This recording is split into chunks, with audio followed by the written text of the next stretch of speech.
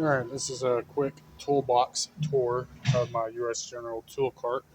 That's what I use around the shop, just to go from bay to bay. So we got our 3/8 drive, metric, half-inch in the front and the back. Some sockets are missing. I got them on another vehicle right now. 1/4-inch drive stuff to the right, swivels, these icons definitely come in handy. Screwdrivers to the right side, pry bars to the left. 1/4-inch drive Milwaukee. This thing's nice.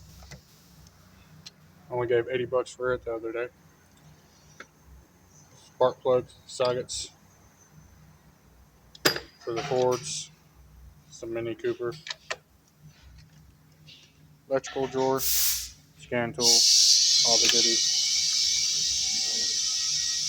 Ratchet drawer, extensions, Cornwell, my Matco flex head ratchet, love that.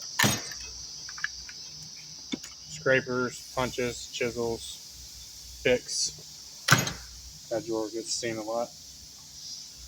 Matco screwdrivers, Matco sockets.